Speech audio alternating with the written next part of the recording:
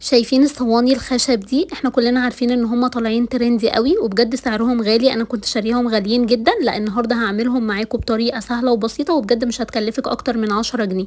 اول حاجه الكرتونه دي كانت كرتونه مقص، انا جبتها وبعد كده جبت الكوستر الحصيره، عشان كده قلت لكم مش هيكلفك غير 10 جنيه. انا خدت مفيش ربع الكوستر.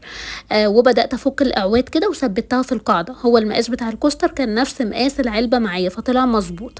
خلصت القاعده من الداخل ومن الخارج، وبعد كده جبت الجوانب كده وبدات اثبتهم.